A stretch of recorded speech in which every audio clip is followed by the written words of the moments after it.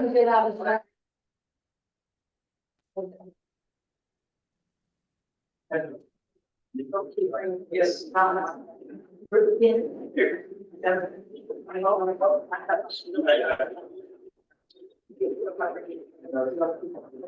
We are just about ready to get started. Bear with me for the shot. We have folks on Zoom. Welcome. We have a packed house here. SRO, the Leventhal Center. Right. This is the Wharf District on Zoom. You hear me on Zoom, folks? Yes, indeed. And you are being recorded. And can everyone hear me in the room? Yeah. All right. And welcome, everybody. This is the September meeting of the Wharf District Council. Happy to have you here. Wow, what a turnout. A big thank you to the folks from Boston Public Market for their delicious cider donut. Thank you so much. And oops, where's my agenda? Go to the agenda. Oh, there it is. Yes. Thank you. Yes.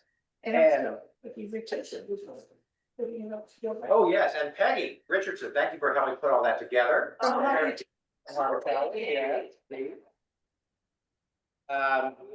and I just heard that Cheryl Cronin busted her ankle this morning, so she really intended to be here, but hopefully she is recovering and not in a lot of pain. That can really hurt, but great to have everybody here. As always, we're going to start off with a report from our Boston Police from District A1.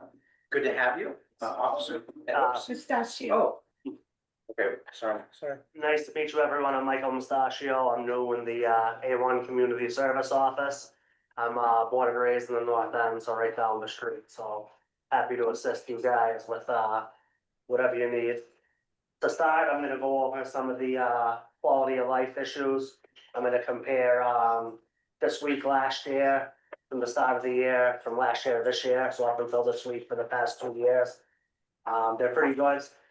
When I'm done with that, I'll read some of the reports regarding this specific area. And then after that, if you guys have any questions, happy to answer them. But for the quality of life summary, this is the whole district. This isn't just the Wharf area. But for the different quality of life stats, the only thing that we went up in from last year is we went up 2% in vandalism. And then everything else that I'm about to read is going to be a decrease. So we have a 28% decrease in violent groups, 22% disturbance decrease, 21% decrease in fights, 23% in fireworks, 25% decrease in calls for intoxicated people, 48% decrease in drug investigation calls, 8% noise decrease, 33% decrease for calls for panhandling, 5% decrease in loud party calls, 50% decrease in prostitution. So that's just for quality of life, and then I'll go over some of the bigger calls that we have in this area. This one's from the garage at 70 East India. It's from August 13th. An individual parked their car in there. They left their laptop and 4 bags visible in the car. So the vehicle was broken into through the windshield, and the items were stolen. Just a reminder to everyone, we can't leave. That's a crime of, like, they're walking around looking for it. So as long as you don't leave stuff in the car, it probably goes for that. Then we have this one. I actually went to this call. So back in August, they had a car stolen from the parking garage at 280 Congress Street. And then on September 11th at about 9 a.m., they called us over there again. And the same 2 people had returned to the garage, and they stole a tablet from the employees. They were also driving a car that had a stolen license plate on it. The license plate was Massachusetts Go Surf. So they stole the car. Now they're in a different stolen car. The one that they stole from there was recovered in Dorchester. So I don't know. They like that parking lot. I got some pictures of them in the car. I'll pass them around if anyone sees them. So then, this report is 46 pages long, so I'll try to summarize it the best I can for you. This is from, September 10th down at, Commercial Wharf. They went to a radio call for a, guy that was trying to break into cars. When they got there, he was inside, ransacking one of the cars. He was placed under arrest. This is, the people who responded to this did a, really good job. And, they charged him with breaking and entering into a, both for a felony, trespass and resisting arrest, and 17 attempts to commit a crime. So they were able to watch on video and, found him try the door handle of 17 cars before he found one that was unlocked. So, that being said, those are kind of big things around here right now is the car break-ins. Brought these with us. We've been, dropping them off to the garages. Leave them in your buildings or anything, we'll leave them here. But, it's, don't leave your keys in the car and don't leave valuables out. And those are the cars they're looking for, so that's it for me. If anyone has any questions or anything. Questions? I had a question. Oh, please, Fern, on Zoom. Go ahead, Fern. How's everyone doing? I just had a question about the trucks that park on Commercial Street and Atlantic Ave and block the bike lanes. I actually was hit driving in the bike lane because there was a truck parked by one of the garages. So I just kind of wanted to know what the department's doing to prevent that from happening, because it seems to happen every morning when I bike to work.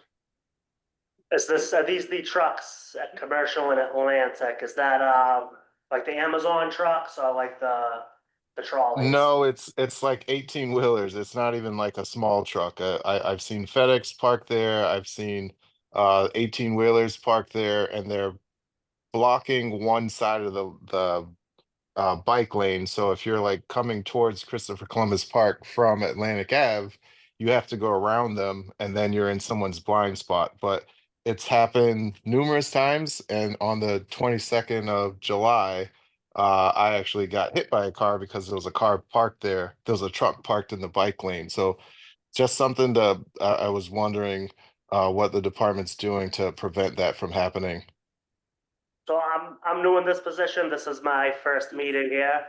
This is the first I'm hearing of the issue. Is there a particular time in which it's bad that you could think of? It's always just in the morning.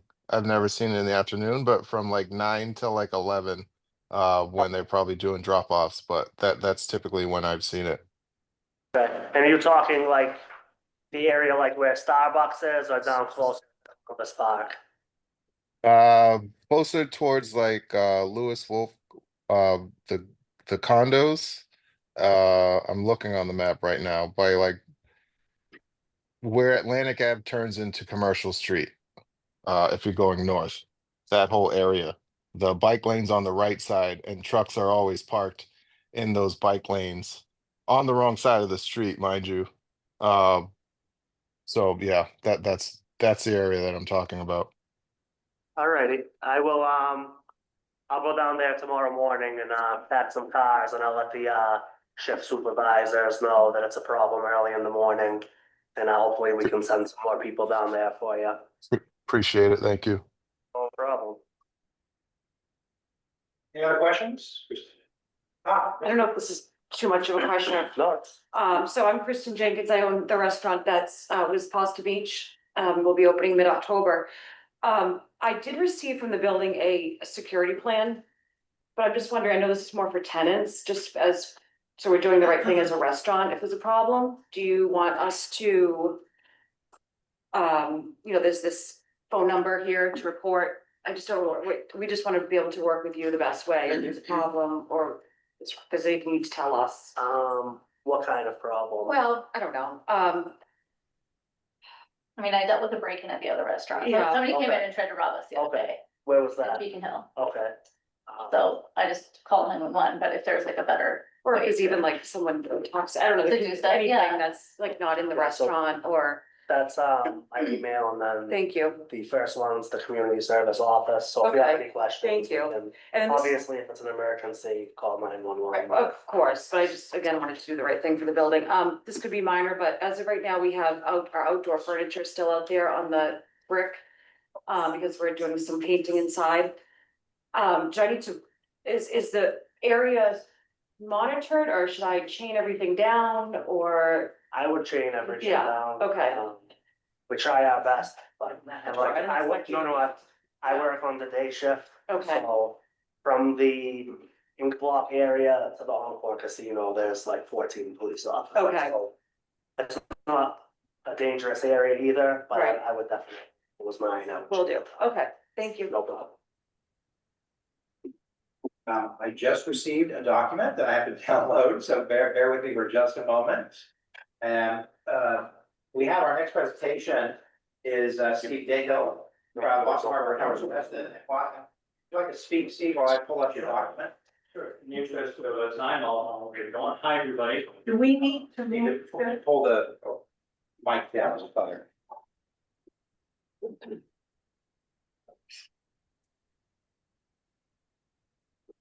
little closer to you.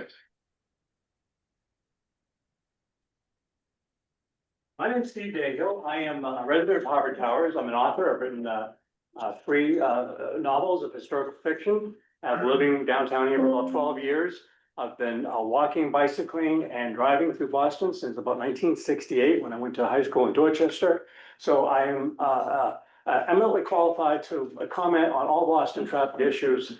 And I won't mention the fact that my father and my grandfather were state engineers for the highway department in Massachusetts. So they're responsible for all the bad highways, north and south, east and west that we drive on every day. With that in mind, great. This is a picture of Joanne on her motorcycle. Just kidding. I saw Suzanne on a motorcycle and Joanne. I was, walking along the street the other day, and a young fellow on a unicycle came by and was using me as a ski pole, going around me like this, just about clipping. I thought, well, this is starting to get dangerous, and we can do something about it. I think all of you have experienced different issues with walking and traveling through downtown Boston. I certainly have.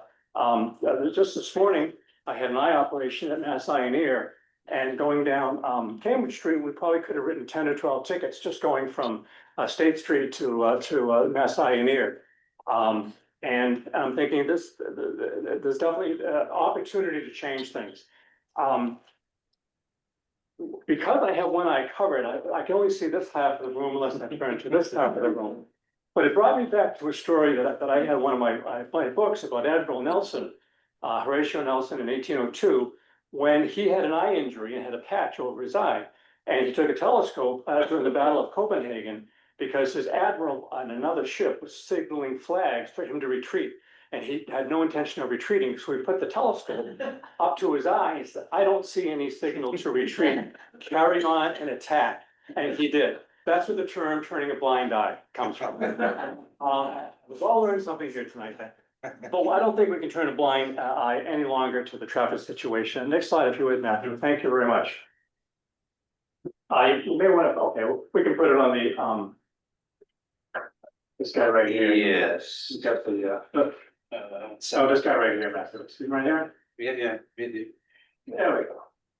Matthew, could you share that, please? Yes, can you give me the ability to share? Because Oops. I Yep. second. So, let's just talk about, have a little fun here with the worst offenders in Boston, and there's probably a better list here, and the officer could probably add to this in his sleep. How about clueless pedestrians venturing into moving traffic? The other day, this is no exaggeration, I saw a young woman in a baby carriage with her cell phone in her feet. She left the street, left the sidewalk, went into the street, and traffic was going by at 20, 30 miles an hour. She had no idea she had left the sidewalk and walked into the street. You see things like this all the time. I'll continue going through how about Ubers blocking traffic? You know, wherever they stop, they stop. A lot of us use Uber and Lyft, which is fine, but the the regulations are, they need to pull over, they can't stop traffic just because you want to get out of 60th State Street. How about the delivery motorbikes? I used to ride my bicycle 3 or 4 times a week from Atlantic Avenue to Boylston Street to go to my health club. And I've stopped doing it because in bike lanes. And they made it more dangerous to ride a bicycle bike lane. The bike lanes around the Boston Common are nothing more than shortcuts for Chick-fil-A delivery services doing 20, 30, 40 miles an hour with their faces in their cell phones, usually going the wrong way on a bike lane or swerving back and forth. Very dangerous. How about the electric bike martyrs? These guys, they're on a bicycle and then they stick into electric mode and they're doing 30 miles an hour, right? In and out of traffic, on the sidewalks, down the bike lanes. We talked about Uber. We talked about, how about all of us? We're all guilty. We're not auditioning for Brad Pitt's latest movie. I'm sorry. There are speed limits and they make sense in us. And of course, our favorite, everyone double parking. You can't get down some of the streets like Congress Street or Canyon Street in the afternoon with all the delivery vehicles. And why are the delivery vehicles double parked? Because there's someone in the loading, why there's someone in the loading zones, because there's no more parking spaces. So everyone parks wherever they want to park. Okay, I don't have an easy answer for those individually, but we can do something collectively. Matthew, next slide, please. Do people see these? Am I the only one that sees? Okay, right.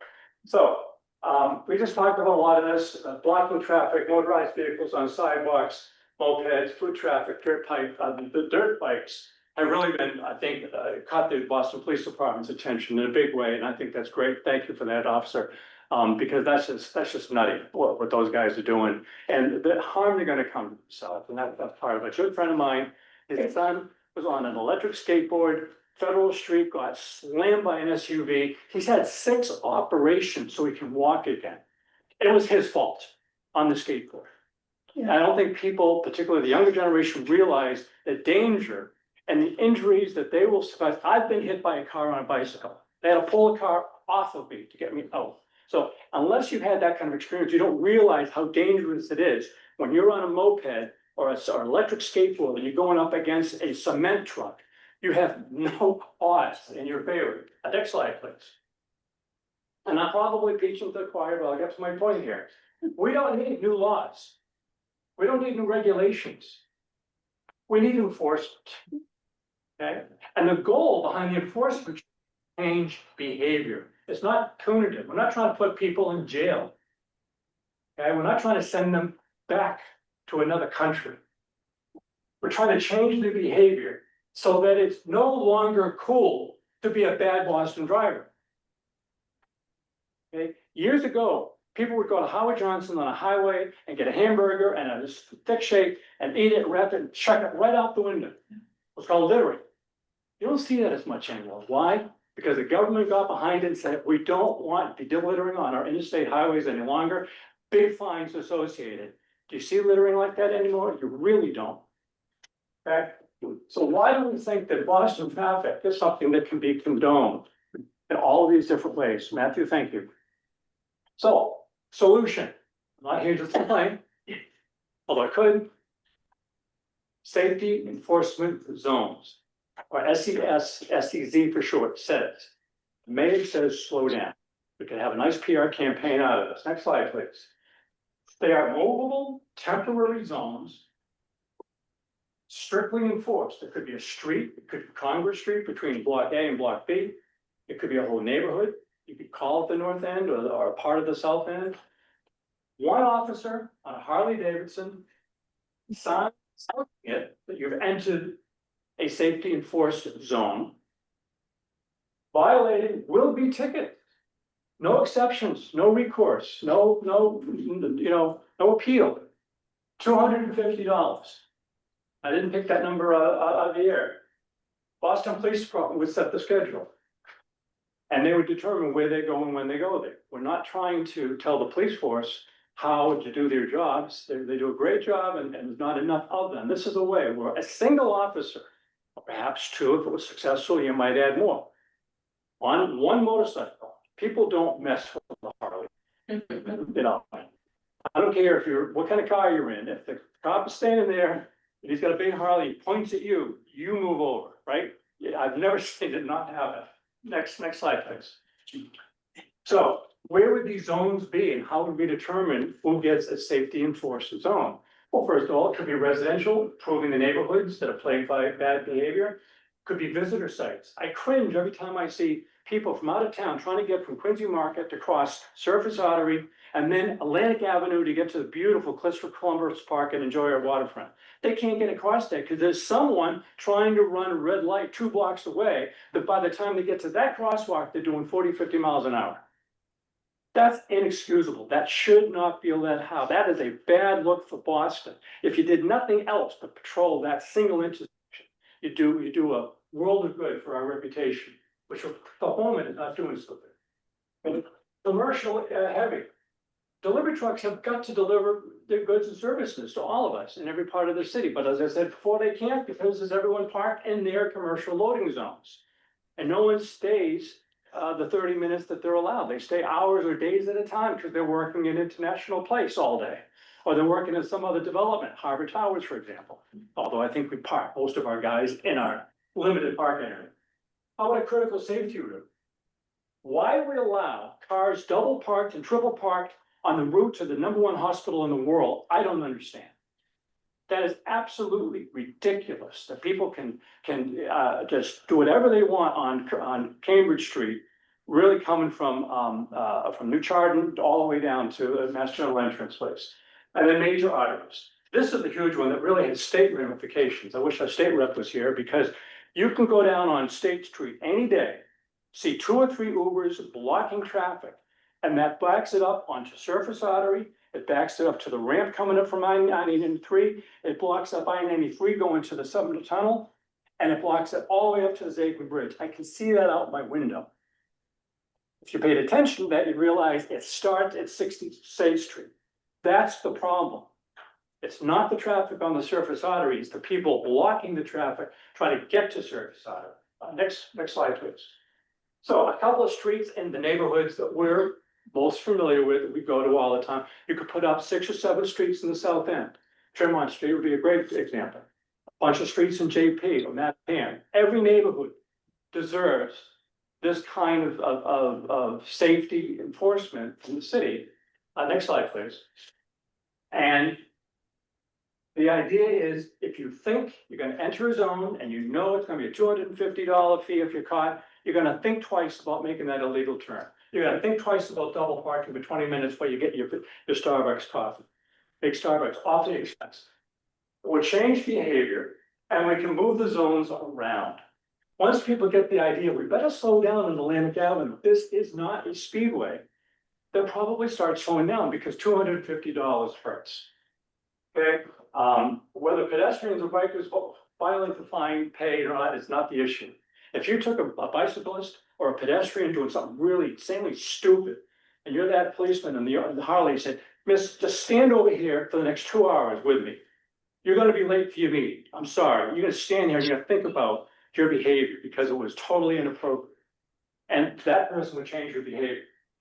And then I'd love to do this. I think the Boston Police Department is doing this, impounding these illegal dirt bikes and illegal mopeds that are screaming around the city. Most of whom, what, are stolen? Is that right, officer? A lot of these are stolen vehicles? I wouldn't say most of them, a good amount. Most of them weren't registered properly. We kind of tried to address this in the beginning of the summer. Right. In our district, I think we seized. I think it was, somewhere. 127 in A1 this year so far. Yep. So we're trying it, but there's a lot of them. Well, but I think it proves the point. Enforcement does work. That's the whole idea. How do you enforce a city this large with a limited number of police officers that frankly have got other very important things to do than chase some kid on a scooter? And I absolutely understand that. We did see improvement after that initiative. We Right. did see I think it was in like, That's I great. wanna say May, I think. Yeah. So hats off to the VPD for that. And next slide, please. Ronald's finished. I know I'm running late. You could do it for a couple of weeks at a time. Signs could stay and the police could move. So you don't know if there's a policeman there or not.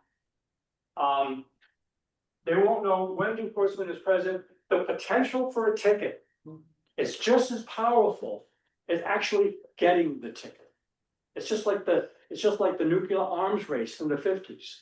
Okay, the thought that they could blow us up makes us not want to blow up someone that doesn't have an atomic bomb. You know that Eisenhower said no to atomic bombs 5 different times in the 1950s, that his generals and his advisors wanted him to drop on China, Vietnam, and other places. Okay, we would have been, I wouldn't be here. None of us would be here. So the potential for tickets is important. Next slide. Challenges. Willingness of the city to say, yes, it's a good idea, we should try it. Backlash. Well, someone's gonna say, it's unnecessary, that's overstepping, blah, blah, blah. We don't want to do that. Defund it, no. And then the inability to enforce non-licensed vehicles. We talked about that. Next slide will be at the end. So 2 signs. School crossing, like school crossing, entering a safety enforcement zone, 1 police officer, a big Harley, and a well-designed plan that the city and the Boston Police Department, the city traffic department owns. And then next slide, Matthew, if you would. 3 simple rules. If we did nothing else, just if you're walking, you're on the sidewalk. If you're pedaling, you're in a bicycle lane. And if you have a motor, I don't care if it's an internal combustion motor, I don't care if it's an electric motor, I don't care if it's a battery powered motor, I don't care if it's Star Trek Warp Factor 9 engine, you're in the street. And enforce this because it's the only thing that makes sense.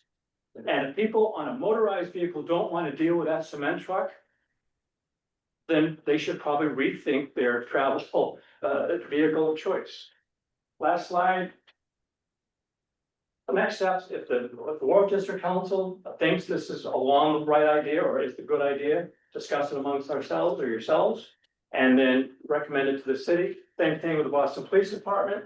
Advocate, geez, with a very limited amount of resources that we have, we could do a lot of cleanup on the city streets. And the mayor's office could show, here's how we humanely address a big city issue that's getting worse. And do it the right way to show the country how with smart diligence and a difficult problem, we can fix things. And the last slide is simply a quote from one of my favorite presidents. Excuse me, it's not. Oh, excuse me. Next slide, I'm sorry.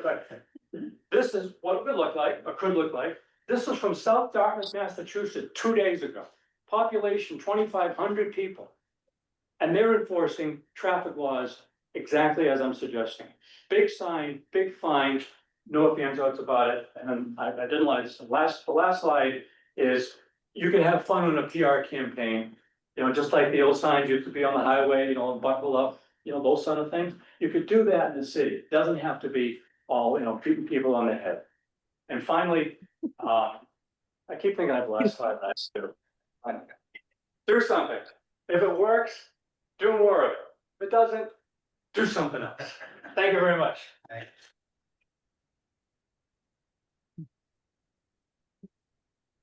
I have a question. Thank you for a very well-reasoned presentation. And the other challenge, in addition to what you have on the slide, is resources. And I'm sensitive to how heavily burdened our police department is. And is it possible for another department such as BTD to do this kind of enforcement? I mean, I see your point about the image of the policeman on their site being there, but I just wonder if there's, and I wonder from Officer Mustachio's point of view, whether there's another entity that can be doing this kind of enforcement. If we could do that tomorrow, I think it would be awesome, but it's a little, we can't. We can talk further, and we're setting up community ComStat, so we're gonna be doing it next month. We haven't sent the invites or anything out yet, but that's gonna be, we haven't done one yet. The first one's gonna be in Charlestown the end of this month. But it's we send out like a questionnaire to a lot of people from the community, and then they come in and address their complaints. And there'll be people that are a lot more higher up than me there to hear them. But I'd love if you could come there and talk about this. I think it's a good idea. So a lot of the stuff like the fines and stuff aren't that high, and I don't know how to get them higher, there's not really, I can't give an answer on that, but a lot of it, I definitely agree with. It's just, I don't know, I'm new in this position and I don't know how much I can do about it, but. Any questions? We have just a couple minutes. Make a Yeah, comment. please. And, I had to laugh at that one about the mayor says red lights are not a suggestion. I heard that when I moved here 30 years ago and it was obvious. What about cameras? I believe that's stuck in the State House. There's something about privacy or some other nonsense. No cameras. They know they're not gonna get caught. Going to a red light, going backwards on the wrong way on a bike, a scooter, anything. I think that should be part of your presentation. Okay. I mean, that kind of, what you said is fabulous. But why, we're not giving the cops any help with no cameras? Thing about cameras, I'll just give my opinion on this, is that you don't know that you're being caught at the time you're being caught. Right, and so it's not gonna change your behavior then, and who knows what happens down the future with that information. I think there are serious concerns about that people will resist the means of getting the behaviors changed, whereas a police officer or even some other city employee, I'm not saying you couldn't use some other designated individual, but a police officer gets your attention right away. They have both. They know, people know there's cameras. Even that just is a, intimidating factor, the combination. Yep. That's great, Steve. Good job. Thank you. Any questions from folks on Zoom? Or in the room? I just have one recommendation. there. This would be Can you specific. identify yourself? Hi, I'm Ellie. I live in Hubbard Towers. Hi, Alex. Proceed, but specific for Uber and Lyft. It could be like, for example, when you see Fenway Park, there are designated Uber and Lyft pickup and drop off points. So adding into your presentation, and again, it would be specific for like Uber and stuff, but you know, if there was a designated spot on Hanover Street, you know, the tops of Hanover Street and one in the middle, and then that's where people have to select their drop off. So utilizing something like that and working with Uber and Lyft to organize, I don't know exactly how you organize those, but maybe designated pickup and drop off spots would be an addition as well. Great suggestion. Absolutely. Any other thoughts or questions? Great. Yes. This is State Street, but when that went from 2 lanes to 1 out of a bike path, which I walk out there all the time, the early surprise, but that added to all the congestion side of the streets, delivery trucks, and then traffic going through it on the way to the hospital. So, is there any we look at that we need? Where there are bike paths, where they should be. If you go on the Wharf District Council's website, we have numerous conversations with the city. And actually proposed an alternate plan, bicycle lane plan. Right. And our proposal, which you can look at on the website, was to have bi-directional bike lanes on Milk Street, which is a much less congested, less business-oriented street. But that plan has not been accepted.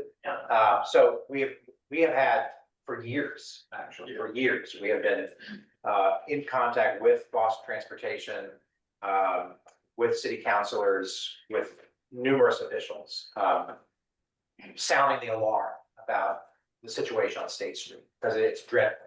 And I'm aware of it. Matthew, I think it's fair to say that we are hoping to have Suzanne, what's his name? Mike Well, yes. Roll come back to meet with us after the election to talk about traffic and bike lanes and State Street and all that stuff. We talked about trying to revisit this issue, which we all know is so important. But the general feeling is that whatever it is that it might happen will not be worth discussing until after the election. So immediately after that, we hope to have them back to the Wharf District and Steve, we hope to have you join us again and revisit this issue. Indeed. The design of State Street has not been finalized. It's been going on since year 7. So what you're seeing on State Street is that, an unfinished street, so to speak.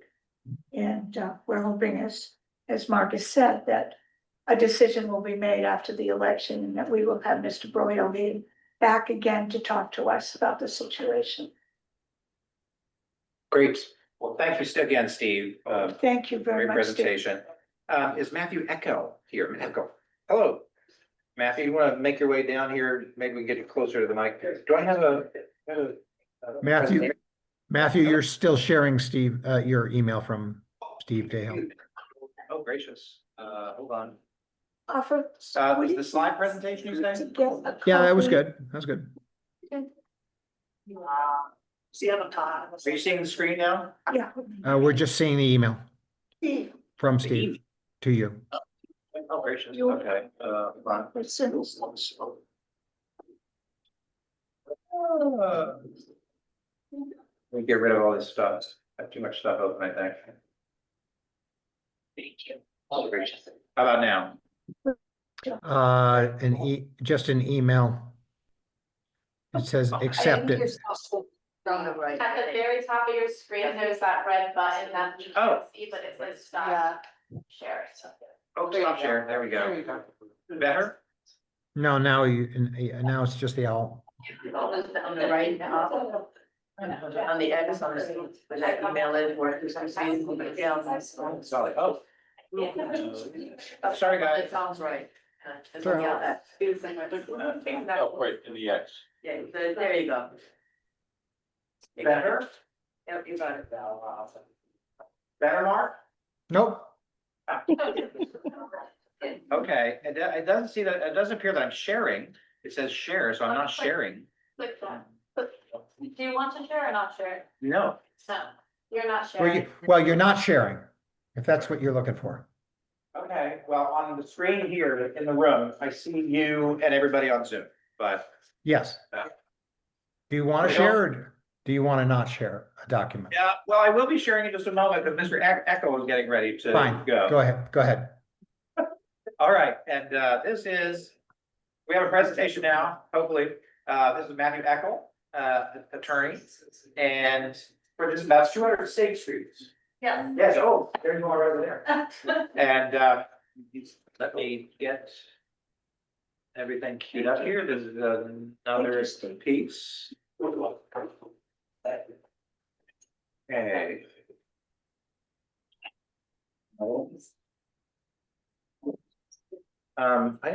I don't appear to have this. So I just submitted it. Oh, you did? Yeah, it was, you had it, was it open already? Oh, there it is. Oh, this is it? No, it's not. Oh. You got the PowerPoint? Okay. Oh. No, that's Nope. not it. No, sorry.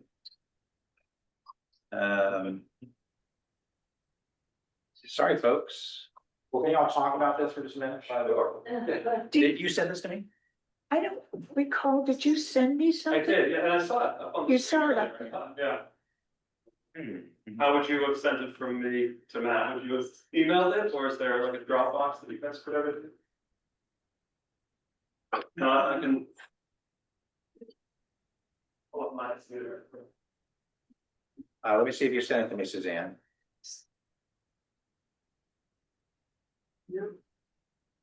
Let's see. Is this, no, this is Boston Public Market. Sorry, everybody, bear with me for just a moment. We have several different, this is SEZ. 150 Milk Street. I don't see, 200 State. no, I don't, might you be able to email it to me because I don't see it. You say you saw it up there, eh? I don't, I'll see.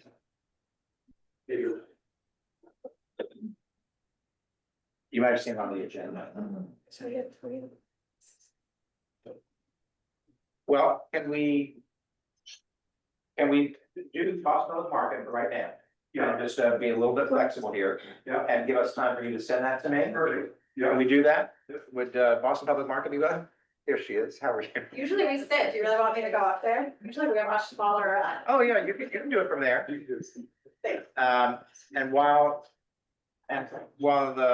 Chelsea is speaking, Chelsea Doliner, everybody from Boston Public Market, so happy to have you here. And I'm gonna give you my email while he's speaking.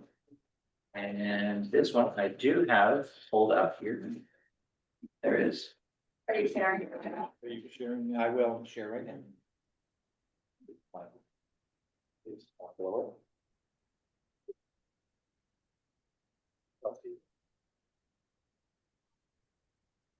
Thanks for your patience, everybody.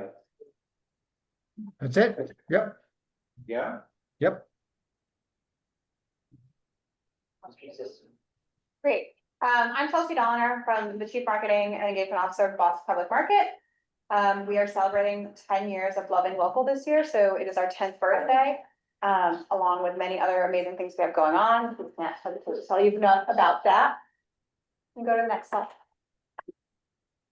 So I've given this spiel to many of you before, but for those of you that don't know, we're a year-round indoor marketplace. We host about 30 local vendors. Everything sold in the market is produced or sourced from New England, whether it's an artisan, a vegetable, a cheese, a baked good.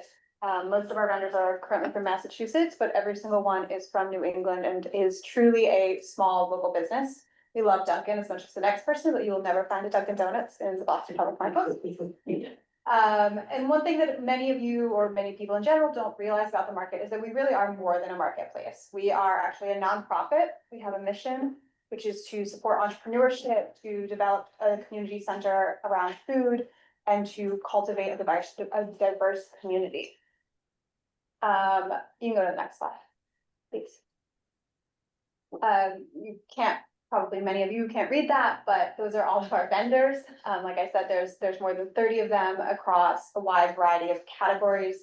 We really think of ourselves as having 3 different segments of vendors: prepared foods, artisanal vendors, whether it's jewelry or soap making or painters, as well as what we kind of consider our grocery vendors. So we have a fish market, we have seasonal vegetables, we have ice cream and dairy and popovers and all of the lovely things y'all saw on the table over there that one of you in the room will have the chance to win. So thank you all for showing up today.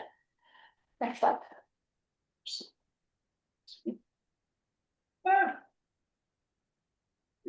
So as I said, we are more than a marketplace, and our community impact extends far beyond the doors of the market. We host over 600 community-facing public events every single year. We're actually on track to host 10% more than that this year. And last year, 92% of those events were free and open to the public. We really, like I said, try to become a center for community within our neighborhood and really add to the vibrancy of what downtown Boston has to offer. Many of you know, because many of you helped me vote, but we were ranked number 3 top public market in the entire country this year. Yay. Beating out markets hundreds of years older than we are, 10 times as big as we are, and we could not have done it without our neighbors and the people that love us, which all of you are. So thank you for all for that.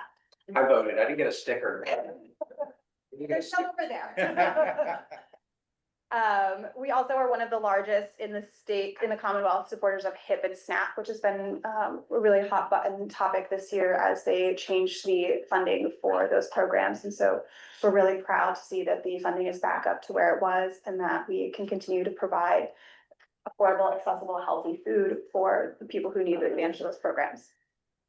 And none of that would be possible without a fundraiser. We do one fundraiser a year. It's really the things that keeps the doors open, keeps our lights on, allows us to engage with our community, and it is on October 16th this year. It's 1 month from today. We hope to see you all there. The evening takes place in 2 parts. We have a dinner that begins at 5:30 p.m. That's a higher level ticket price. We have sponsors who join us there, press, media, our board, people who are really stakeholders in the success of the market and have been joining us for the last 10 years, as well as a much lower ticket price, which we call our bash. It's from 7 to 9. All of the vendors do sample bites of food. You get 1 cocktail with your $50 ticket. We'll do a silent auction. We have the official pumpkins of Boston, which if some of you will remember from last year, you can kind of see one of the pictures there, but the pumpkins all together weigh, we usually get 2 of them, they usually weigh several thousand pounds when we bring them into the market. We one year had a news helicopter follow them actually from Phillipston all the way into Boston, so it makes for a really fun evening. It's a great community engagement opportunity for us. It's a way for our vendors to engage with all of you. And it's just a great thing to add to your calendar, to have a little fun on Thursday. So there is a Work District Council exclusive $10 discount for bash tickets. I'll leave this up there, but it's WDC10 on Eventbrite. If you scan that up there or scan one of these, you have plenty of flyers that y'all could take with you. And also if any of you own small businesses, if we're still looking for silent auction items, if you want to promote your business to our attendees, we usually have about 500 people that are really invested in local food and community that join us. And it's a great way to get your name in front of some new people. Next slide, please. Like I said, in addition to our harvest party, which is what we spend a lot of time talking about this time of year, we've got 30 to 50 different events on the calendar every single month. So, you know, I won't go through all of them, but there's family friendly things. There's vendors do tastings. We have artisanal classes. So scan the QR code, sign up for our newsletter, check our website. There's always something going on. Next. One last thing, we do also host private events. Whether it's a 10-person board meeting or a 250-person, you want to host a what we call Taste of the Market, where your guests can come and basically have a harvest party of your own, where all of the vendors prepare food. We have entertainment. We can put together really anything that you all need. That's it. Any questions? Terrific. Yeah, oh, there we go. Any questions for Chelsea and the Boston Public Market? I'm excited about the celebration. And that's an occasion also to celebrate Cheryl. Yeah, so our CEO, Cheryl Cronin, will be stepping down at the end of January. It'll be her 10-year anniversary at the market. She joined the market just about 6 months after it's open and has been an outstanding leader to us all for the last 10 years. So we'll miss her very much, but she's on to grandmother duty and whatever the world takes her to do. And so we'll have some new leadership coming in and it'll be great. Terrific, both exciting event, and thank you so much for being here. And the winner is Todd Stringer. Stringer. Your basket is all packed up. Thank you to all. You should explain to the folks on the Zoom what you just. Oh, so we, with support of the Wharf District Council, we brought a little gift bag of items that represent a variety of our vendors. I think there's about 8 or 9 vendor products in there, as well as the Boston Public Market Cookbook, which came out last year. So some delicious things for you to enjoy. Thank you. Thank you. Thank you, Chelsea. And I now have another presentation. Let's see here. Let's see, I have downloaded this. The words. Yeah. 200 State Street, I believe. We get it. Well, we're waiting. Thank you. Yep. They'll see you. Well, donuts and cider, I Yes. folks had an opportunity to try one or both. And thank you, and the folks at Boston Public Market for being a member of the Wharf District Council and for supporting us. And hopefully we're supporting you. Thank you. Thank you all for everything and for you. Thanks, Chelsea. Folks on the Zoom, can you see this presentation? Yes, we can. Great. Okay, so now the spotlight is on you. So welcome. Thank you very much. Thank you. Yeah, introduce yourselves and what you're talking about. My wife Amy, I'm Greg Hughes. We're looking to open a business in Faneuil Hall. Called Boston Cloth.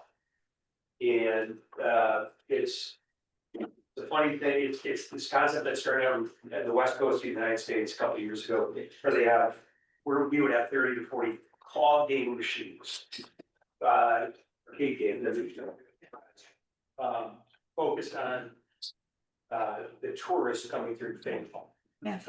You know, a lot of Boston, prizes that people. And so we're hoping to open this place in the spring of next year. And we're here to tell you about it and hopefully get your support and get some awareness of it. Matt Eckel is our attorney and he was gonna go through this presentation and then Eric is the architect that's helping us out. Terrific. Thanks, Greg. Yeah, so we just have a very brief presentation, just to help orient everyone with the site and a little bit more about the business.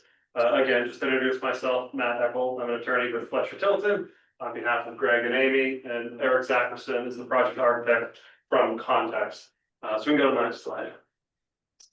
So the proposal is, as Greg mentioned, we're seeking to change the occupancy to include a recreational use, commercial/retail establishment, which is kind of just the catch-all, to then fit in the amusement game machines and to complete minor interior renovations. The way the zoning code reads is very unique. So when you think of these pinball machine, claw games, those kind of things, you normally have a couple of them at a restaurant or a bar or some other kind of establishment.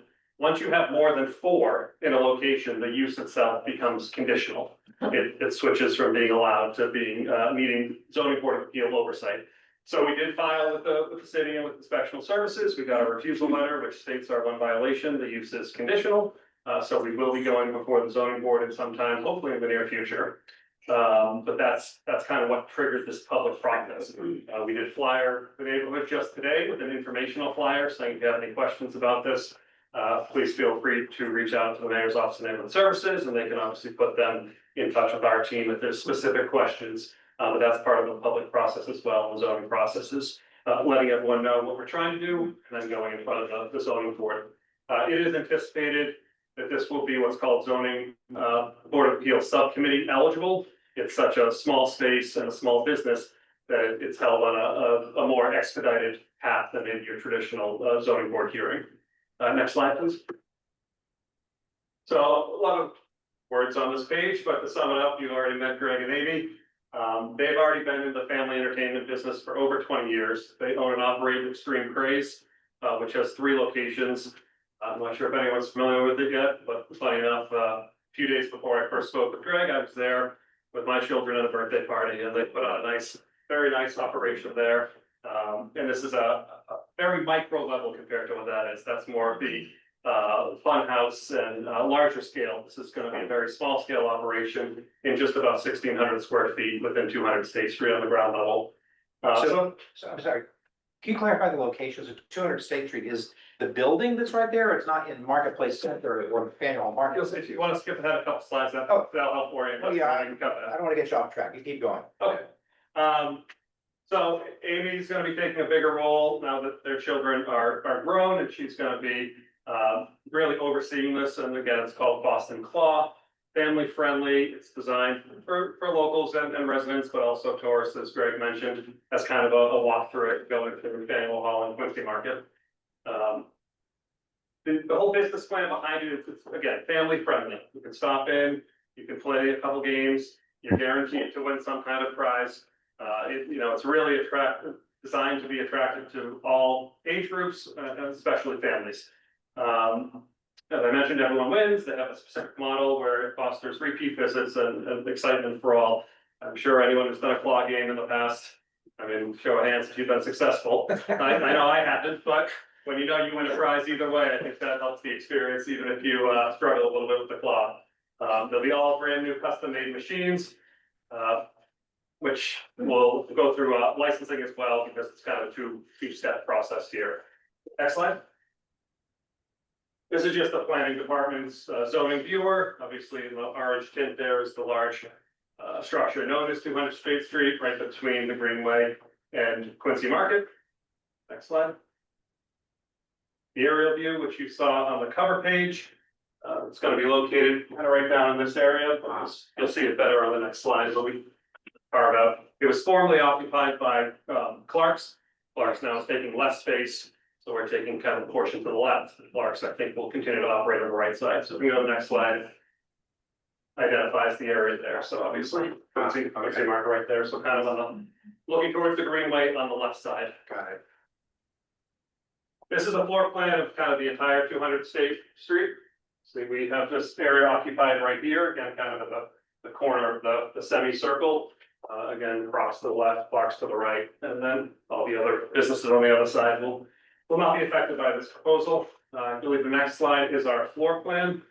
essentially the space, again, very small, it's only about 1,600 square feet total, it's gonna be divided almost in half. So this lower area here, it's gonna be your main entrance. See these boxes all around, those are the actual claw games themselves, we'll have a counter to, process orders and give away prizes, and then that whole back area is gonna be designed for storage, so very small scale operation, but we hope it brings a lot of fun and enjoyment to a lot of people. That may be the last slide. Oh, yeah, great. Is there a signage plan as yet, or will that come later?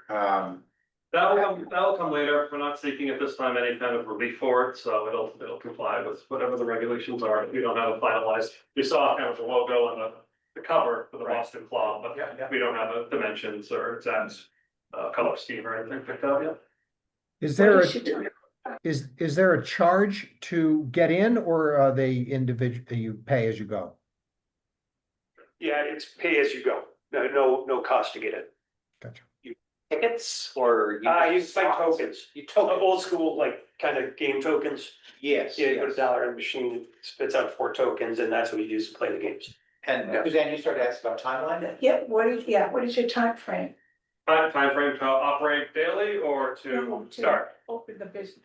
So our hope is to be in front of the zoning board, mid to end October. And then from there, if people are familiar with the process, you still need a decision, your appeal period, so that'll take another 6 weeks or so. And then we hope to get into, the interior renovations kind of throughout the winter. It should be a fairly quick job. So as Greg mentioned, I think early spring would be the dream start. Is it just claw games? It is, yeah, yes. Couldn't have a better location, right across from the carousel. Yeah. I think it's a great idea. I wish you had some other equipment though. Yeah, we just don't have the space in that location. Our other places we do, but this location is just 800 square feet, so it's, It's cool like it. yeah, thank you. And the claw game is, I mean, I don't know these things. But the claw game is especially popular. It's a seller. Yeah, they are, yeah, they've gotten more and more popular. People like search them out and like to win these unique prizes and. Have you ever seen where a little kid gets into the machine? Oh, Yeah. The video where the child is determined to win something. Right. Everyone wins here, you don't have to fight. Nothing to do that, these are protected, I know. Just by coincidence, I just heard a discussion on a podcast I listened to with a friend of mine in Seattle who had taken his nephew to some type of game center, and they were talking about doing a claw thing.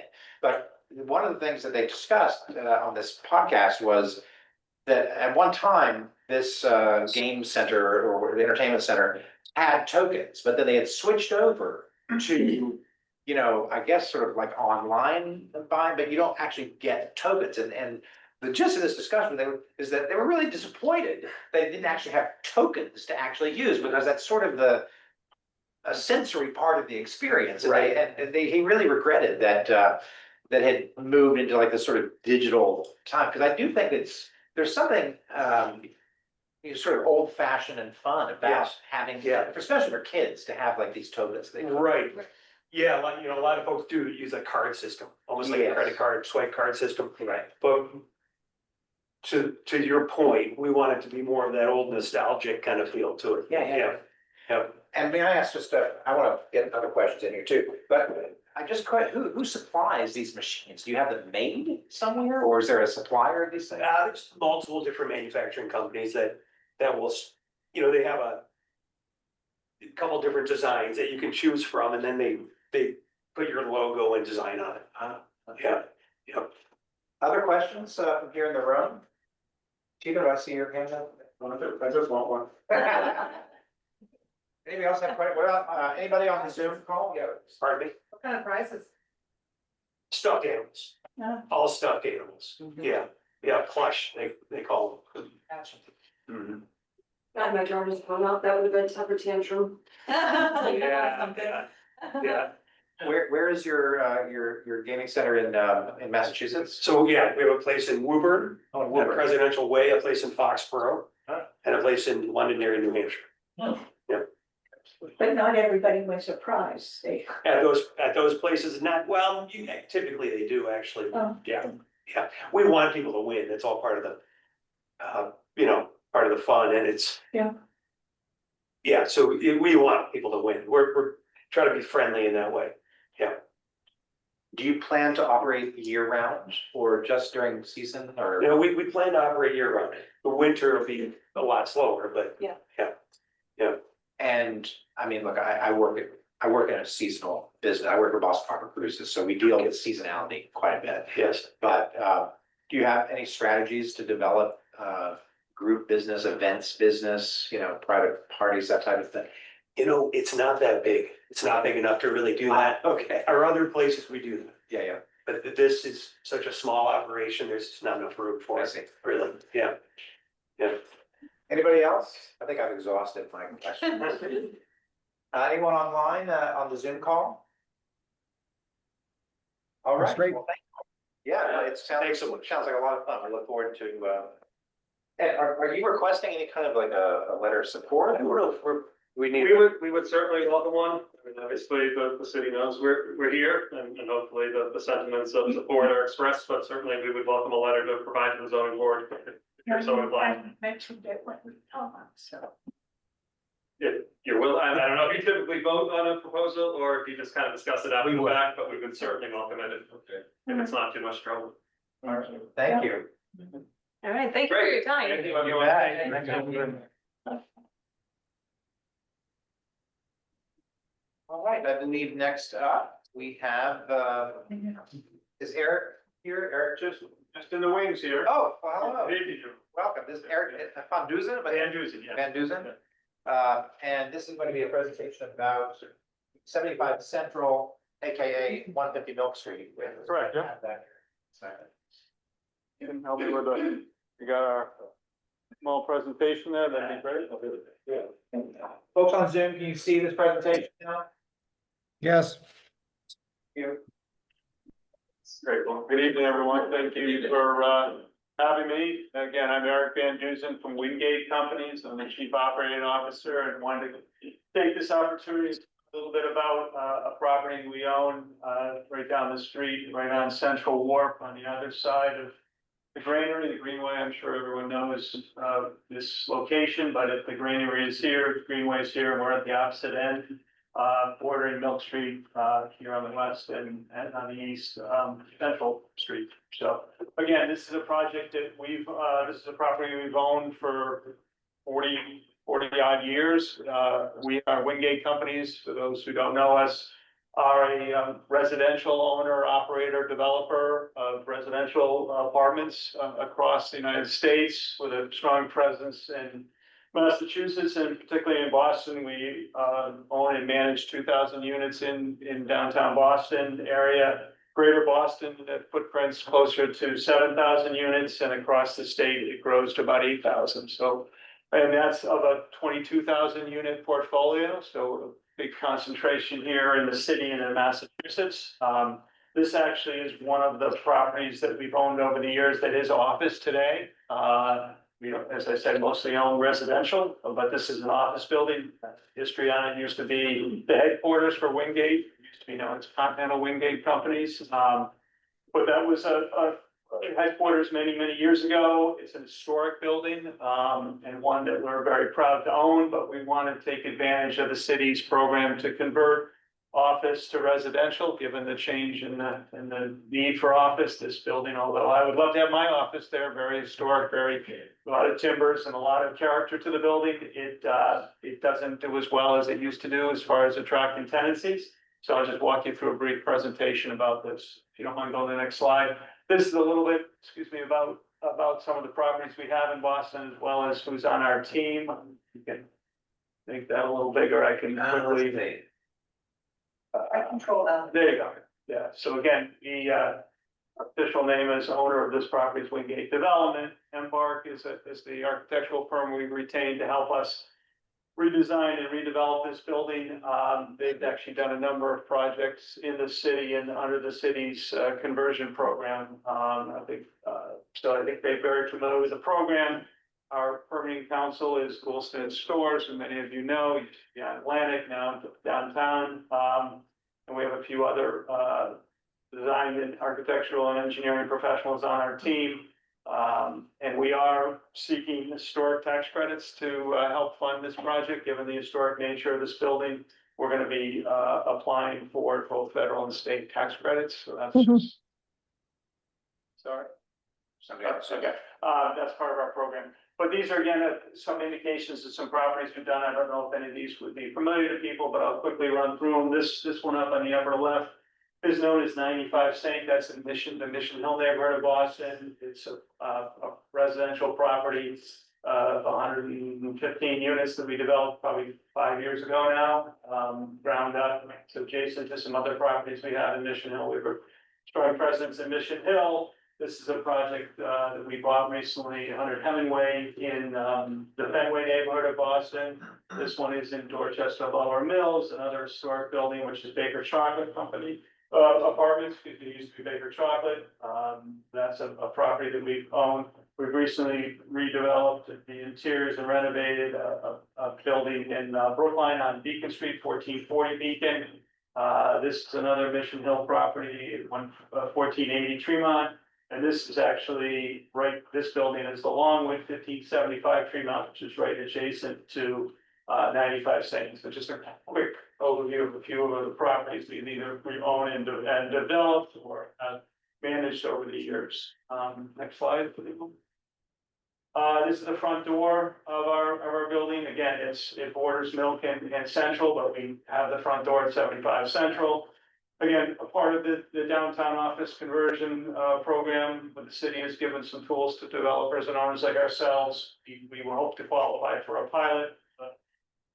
Tax abatement, so we get some relief from a real estate tax perspective, and reuse and redevelop this historic building. It's a small building. It's again, right now it's 6 stories. We're gonna use 5 stories of it to redevelop. It's about 20,000 square feet.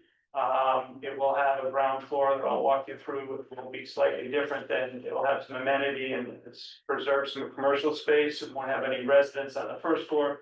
The residential units will be on floors 2 through 5. And basically, you know, to the people walking by, the outside's not gonna change. It's gonna look just like it does, maintain its historic nature and character and preserve it. And I think those hopefully have seen it. It looks pretty good today and we'll continue to keep it that way. The only addition to the outside is we're gonna add some bike racks to help promote biking and the use of bikes around, and we'll have no parking. There's no parking now. We're not adding any parking. It's pretty much staying like it is, and we're just renovating the inside, creating 18 units of residential units, studios, and 1 beds. So it's gonna be not sized for families, mostly for individuals in either a studio or 1 bed, or couples in a studio or 1 bed apartment. Next slide, please. This is just a standard slide you may have seen. This is part of a presentation, and I don't know who would have maybe gone to that. We had in the middle of August a presentation sponsored by the Boston Planning Department. This is, you know, a slide that they often like to see and use to explain the benefits, parts of a project. This again has 18 units of housing units being created. 3 of those will be preserved and are maintained for affordability. Going to create a number of construction jobs and then some level of permanent jobs related to the management of the property. It is, you know, 100% location, I like to say, corner of Main and State. It's got a great walk score, bike score, transit score. It's, you know, great location, as many of the areas in this neighborhood are. And again, we're gonna, you know, create as much green design as possible, but we've got to maintain the historic nature of it. So we'll try to balance that sustainable desire to have sustainability as well as historic reuse. So those are some notes about, you know, we're gonna go all electric. We're gonna, you know, reduce some waste but primarily preserve what's there today and try to enhance and bring more life to that corner of the neighborhood. Next slide, please. Again, this is just a locator map of where it is. I think everyone's familiar with it. We're obviously over here tonight, and it's right down the street on the Greenway, right at the end of, the granary here and India Street to the north, and Central Street to the east, and Mill Street to the west. Slide. Again, another closer view of our building. This actually looks like two buildings together, which at one point they knocked a wall out and combined these floors. This building's got the traditional Federalist look.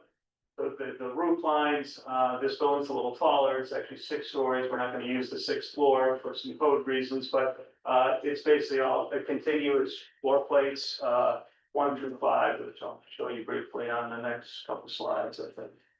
Again, before that, there's a couple pictures of what it looks like today. Again, we saw the front door before at 75. This area here, this window line is where we're gonna have some amenity space for residents to be able to go in there and sit and come out of their apartments and do some open, use some open space there. It's just another picture of the roof line looking from Central Street back of the building. This is looking from the Milk Street side for the building. This is the two building nature of it. These are contiguous, connected inside. This looks like this was a separate building at one point. So that's our property from the outside. I think the next slide may have some pictures of the inside. Great, a lot of brick walls, a lot of timbers for the ceiling and all that. Got some great windows, a lot of character, which we're excited to preserve. Maybe not so much our architects, bit of a challenge to make everything fit today's world, but we're gonna do our best here. Next slide. This is, again, a little bit of the, switch over your first floor, just to give a sense. Again, orientation up here is central and down here is Milk. The front door that we were looking at is here. We'll have a vestibule, very small lobby. We'll have an on-site management office. Have areas for the ever-growing package needs, restroom, bike room will be both inside for storage, and then there'll be, as I said, bike racks on the outside. And then there'll be some amount of commercial space, so 1,300 square feet maintained along Mill Street. There's a door that we're able to put back in. Historically, it was there, I've been told, so we can put it back in, and there would be access there as well as access to the lobbies. So creating some level of commercial space, and all this is done because of the overlay districts we have, obviously from a coastal resiliency, which I know this group is very familiar with. We have some constraints there, so we can't put any units on the first floor, but we can have this mixed use, these elements for mixed use, non-residential on the first floor, so that's what we're planning to do there. Next slide, please. Again, these are off an older presentation we had. A lot of the city and the planning board wants to see our bike program, which we're getting a little bit of a relief on because they want 18 bikes in a small building. We can't put 18, but we'll do as many as we can here. So there's that plan there. We'll have outside bike racks. Next slide. Again, this is a little bit, these are very preliminary, outlines of what the units would look like. Very rough at this point, really just box diagrams, but basically we're gonna have about 5 units per floor, a mix of studios and 1 beds. Some will be a little larger. Again, there'll be 3 will be affordable, and one of those 3 will be sensory. So we have a mix of units, both in affordability and type. But this is just programmatically how these floors will lay out. Next slide. That's 2 through 4. The 5th floor is a little unique because we have this 6th floor that we can't use anymore. So we're going to create some mezzanine space to be open to the 6th floor over a portion of the unit. So kind of unique unit there. Then the next slide is, this mezzanine. This is all open space. We're taking advantage of a little nook study area that we may be able to create upstairs on the 6th floor. You can have that. So we may grab a little square footage up there for this somewhat unique unit on the 6th floor. But basically, it's going to be 5 floors worth of 4 floors worth of residential units, and the first floor will be common area and commercial. Next slide. Well, that's the thank you. Happy day. Very good. Yeah, can I ask a question, please? What do you anticipate for any exterior mechanical equipment? Yeah, the only thing, if you go we have existing, air handlers and things on top. We're hoping to be able to reuse that. We're gonna use what's up there in some cases, and anything else we're gonna add would be hopefully not visible. That we're gonna try to do as best we can to screen it and keep it so you wouldn't see it like you don't see it today. So Yeah. that's actually what we're working through right now. That's the challenge of fitting everything on the building and inside, and we're actually studying that right now with our mechanical engineers. So that's something we're finalizing as we speak. Okay, and are you required to submit any sound implications or have any sound mitigating rooftop screens for that equipment? Not to my knowledge yet, no, that hasn't been raised. Okay, we have just bring it up, we have had concerns from neighbors in the past about loud rooftop equipment. So we'd just like to add our preference or I don't know if we can say requirement, but we certainly want to make sure that that rooftop equipment meets the expectations for not being overly loud. Yeah, no, I appreciate that, sure, no, I appreciate that feedback. Yes. I love that building, I'm so glad. Very residential. I was wondering if you have plans to reopen South Street and that little. Yes, that's which is right over here. We don't have a good picture of the fountain, but yeah, now I know that's not our, it's adjacent, it's not our property. But I know probably part of our discussion with parks that'll come up, but we haven't had those discussions yet. But it is a great feature, but that's not on our property. But if the city wants to, look into that, and we'll be happy to participate with them on that, so. Yeah, it's a great courtyard there and an area that we'd love to bring some more life to it, not just as an office building, so we're pretty excited about it. Other questions or comments from anybody in the room? Anybody on Zoom? Anybody else would like to ask a question? What are the sizes of the apartments, the square footage range? Yeah, you can go back, I need a little cheat sheet to tell you that off the top of my head. They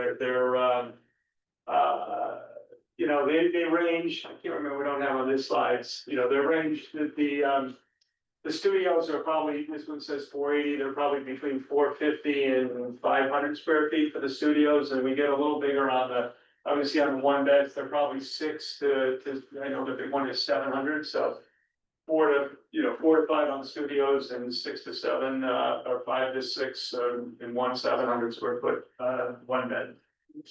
Thank you. Sure.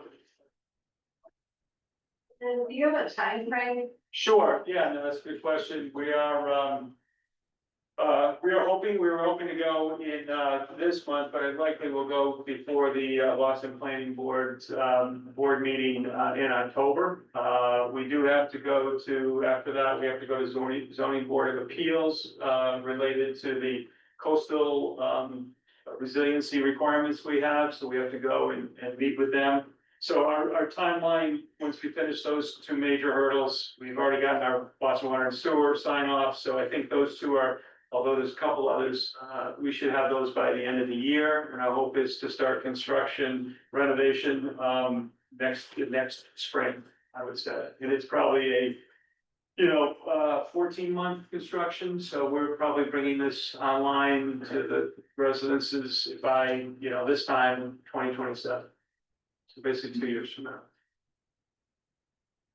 Do you need, or would you like a letter support from the Wharf District Council? Sure, yeah, no, that's very appreciative. We've talked to a number of people, but we'd love to talk to and get your support and the community support for this. I can follow up with you, Susan. And you will be, Wicked will be managing this. Yes, and this is a property that we'll continue to manage. Our management company will manage this and keep this ownership. Any other questions or comments? The apartments are for rent, correct? Not for Correct, yes, these are all for rent apartments. Well, the Wharf District Council cares a great deal about the historic nature of our neighborhood, and it's great to see an effort be made to use these buildings in a respectful way. And so I applaud your effort. Look forward to seeing it. Great, I appreciate it, I appreciate everyone's time, thank you, thank you very much. Thank you very much. Thank you. I do have one quick question if I can. Is the building in a flood zone? Yeah, it's subject to flood, given its the Stewart location, yes, so that's why we have certain things that we have to go to the zoning board of appeals to go through that process. Do you know what you're going to be doing to the brick to maintain its historic position? Well, I mean, one of the things we're doing, you know, the bricks, you know, they can weather. I think the biggest thing is mechanical systems that, you know, right now they're below grade, they're underground, or in the basement, I should say. We're bringing that up to the 5th floor, so we're trying to do things they're doing on new construction is get any of the mechanical, electrical, switch gears and whatnot up out of any potential flood zones. So we're elevating the majority of the equipment above any threat of flood, excuse me. How old is the building?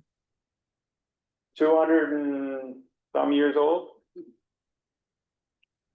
Well, I know that for those of us who have brick buildings in flood zones, there's a lot of research going on now in how to protect the building. So if you have any interest in that, you're welcome to get in touch.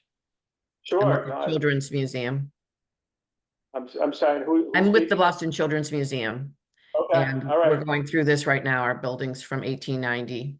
And there's a lot of issues that we have to address because of the way the seas are going to rise and what are, you know, the levels of the gradation of the building right now is at 10, and we're expecting seas to rise to 14, and there's just a lot of stuff going on.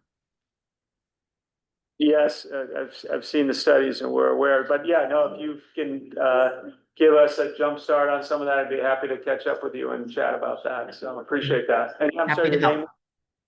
Amy, Your name? Auerbach, yes, Thank you, Amy. Thank you, Amy. sure, thank you. Yeah. Okay, great. I appreciate that. Amy, I'll provide them,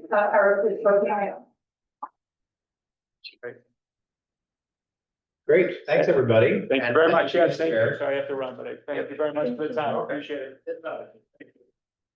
Okay, so our next up, we have Chico Jackson, our friend and neighbor, and with a new venture. What is your email? It's matthew.murphy@hornblower.com. Matthew with 2 T's, Matthew.Murphy, 2 T's. Matthew.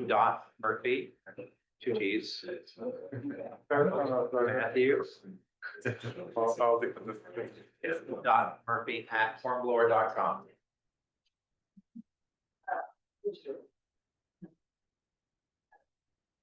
So I have Tito Jackson right here with me, and he's sending me a PDF of something. And do you want to? yeah, you want to do that? We can. I'm gonna have the restaurant, just go ahead while I'm waiting. So we have Esther and whoops. You've got to move. Oh, yes. The speaker. Yeah. you wanna- No, That's fine, right, that's fine. This is just get acquainted. okay. And we want to say welcome. Thank you. Kristen Jenkins, who's. Kristen Jenkins, yes. Yeah. And Esther Caldwell.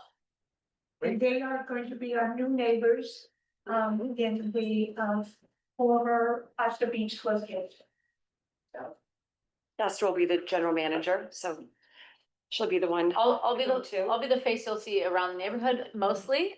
Kristen's the owner of the business and the other business that she owns in Beacon Hill and many other projects. There's always something going on. So she's around for a lot of like the openings, and she'll be around to make sure the opening goes smoothly as well. But I'll be the face you'll see mostly day to day. And you're expecting to open approximately. We're saying mid-October. We are finishing up our painting, wallpapering. And now we're working on our permits, which seem to be progressing, but it's just getting the inspectors in, and there's no guarantee on what days that will happen. But we're shooting for mid-October. Disappointed we missed out on the outdoor seating weather, but Can you tell us about the restaurant? sure. I don't know if you've ever been to 1928 in Beacon Hill, but that's our other location, our original location, which has been there for what, 4 years now, which is great. So this is sort of number 2, 28 Rose Wharf. And very similar menu, New England fare, steak, chicken, sort of, elevated home cooking, I guess we like to call it. Our same chef, Chris Maxon, will be also the chef here at Rose Wharf. Anything you want to add as far as? I would say it's very different from Pasta Beach. So, yeah, okay. So, Yikes, now I'm scared. yeah, we're coming in and they just did a renovation in 2021, they reopened, right?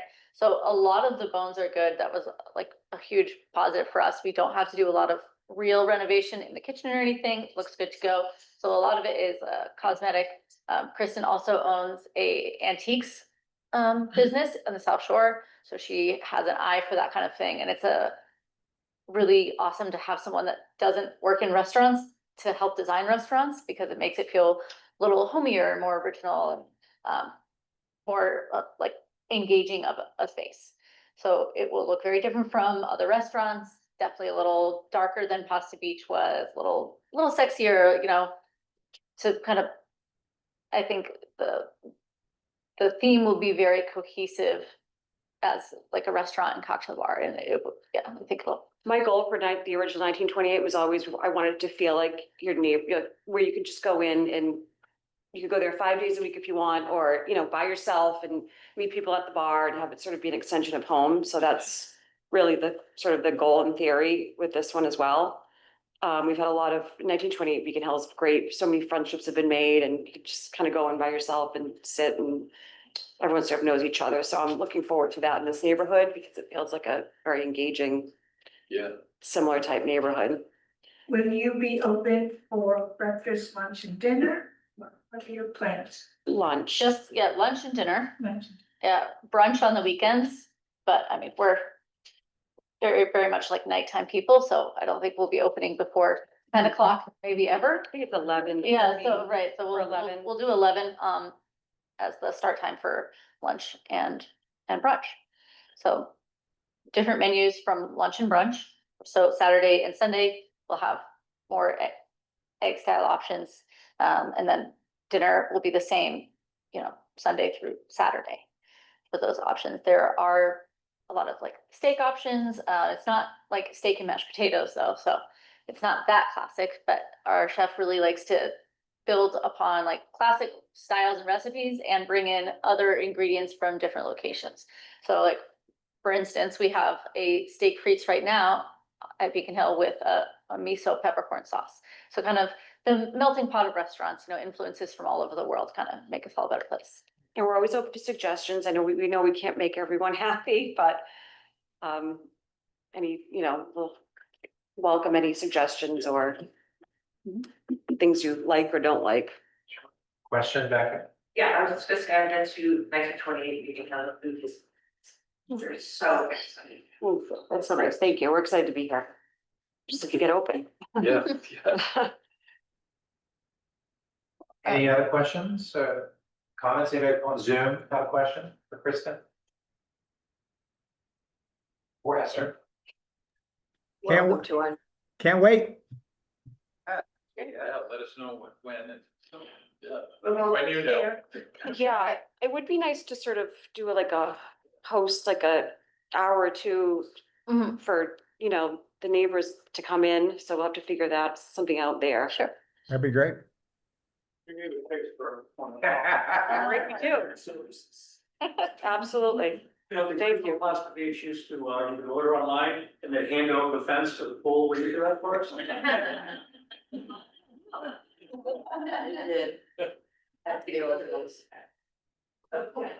Sure, hey, yeah. We just have to make sure we have someone answering the phones. Well, best of luck. We look forward to. Thank you. We're very excited to be here. Thank you.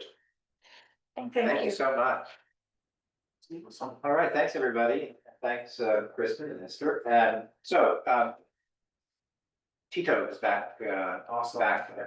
Thank you for having me. Again, my name is Tito Jackson and I own Apex Rooftop Bar in Miles, and I also own Apex Noir. Apex Noir cannabis has been open since January 2023, and Apex Rooftop Bar in Miles is a little bit over a year old now. We opened on June 19th, 2024.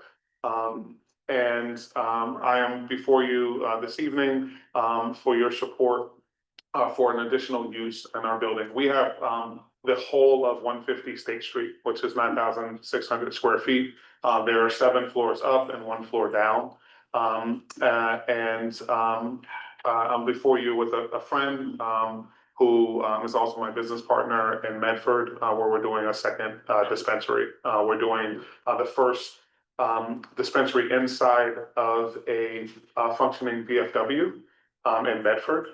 It's called Victory Gardens, and there we get to support our veterans with the rental fees that we pay there. And so we're really excited about that. We actually just started construction last week, so really excited about that. But this proposal stems out of a pop-up that we did for 420. If those who know, they know, but 420 is a holiday in the cannabis industry. We did a tattoo pop-up. Jason Zube, friend of mine, has been in the industry for well over 20 years. A serial entrepreneur, has multiple shops. And so we did a pop-up for the 420 weekend for about 5 days. And it worked really nicely. Folks were blown away. For one, I'm scared of needles. So I did not get a tattoo, but many other people did, and they were really, really nice. And it worked well with the other businesses too. So I did want to give Jason an opportunity to kind of talk through his business. Sure, Jason is on the call here. If you unmute yourself, Jason. Unmute. There you go. Yep.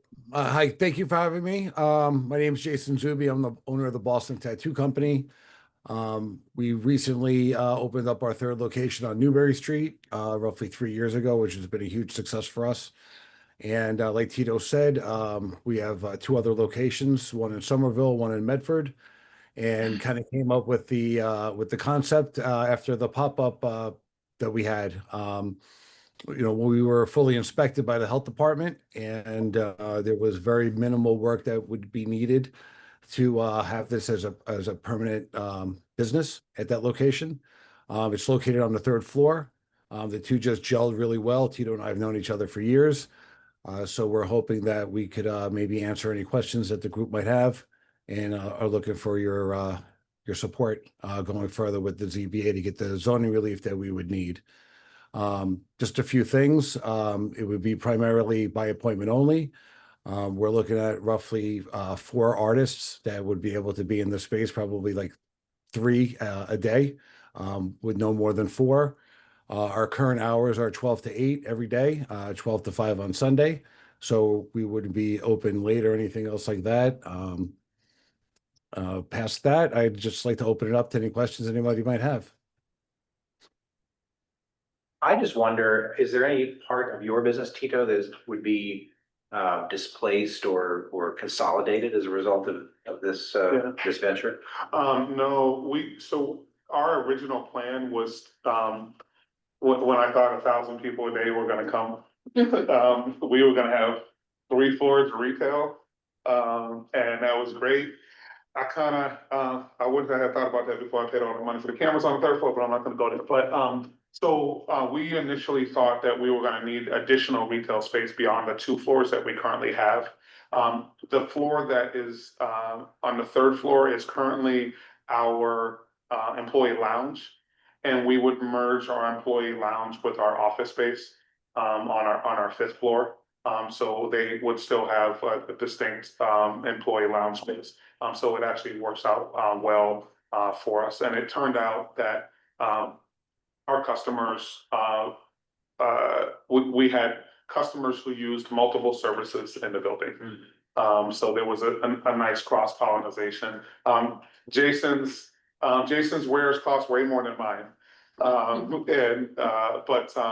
Yeah, so there was not a displacement in our space. It's actually for us a better use of our space, and it brings a customer base that actually spends on average much more per transaction than the customers that we currently have.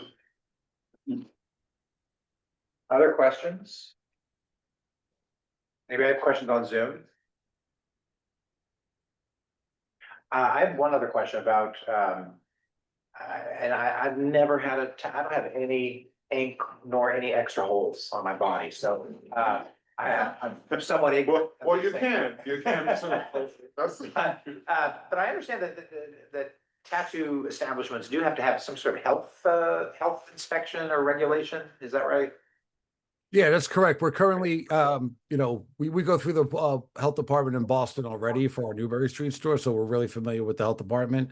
The health department actually came in and as they were doing our initial inspection, they were the one that told us that, this could become a full-time thing with very, very little work that would need to be done. We have the bathroom, we have the entrances, we have the plumbing and the sink. It's just a matter of setting up the rearranging the room a little bit, and we would be good to go. So, it seemed, with Tito and I, it would be a no-brainer to try to merge the two businesses, make a better use of the space.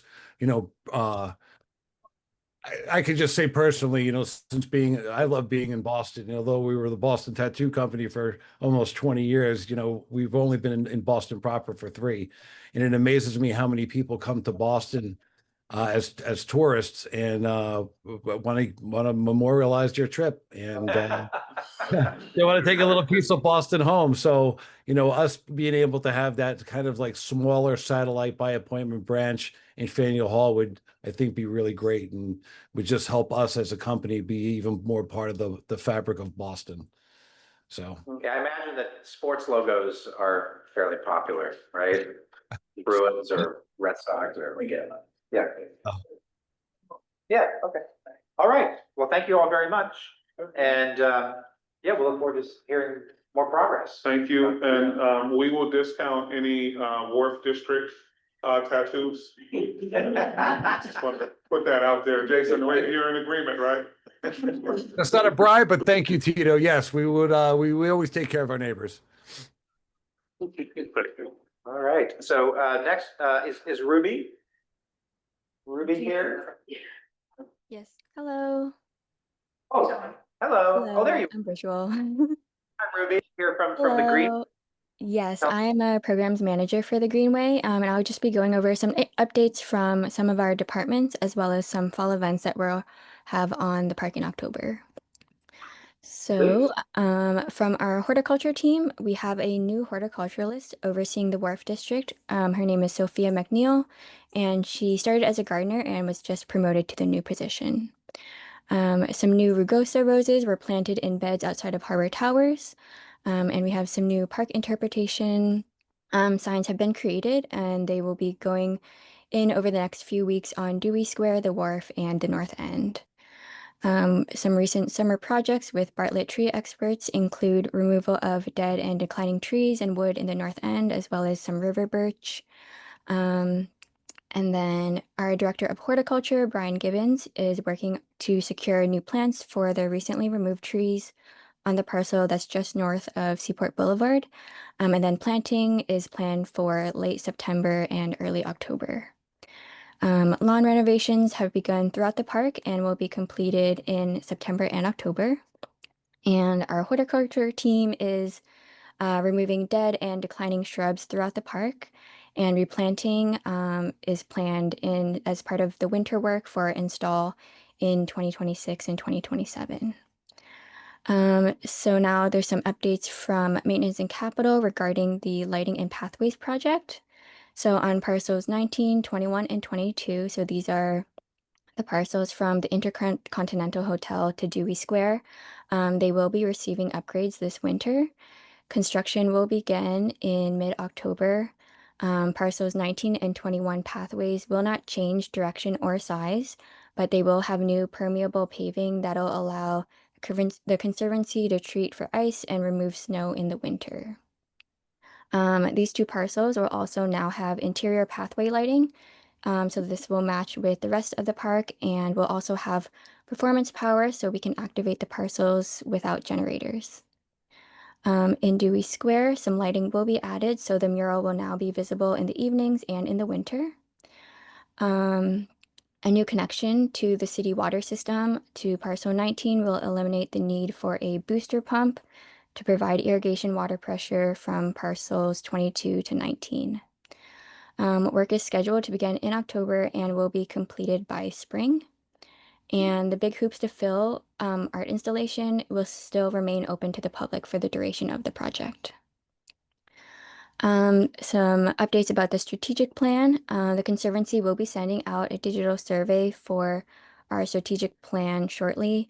Thanks in advance for completing this, and please share widely when you receive it.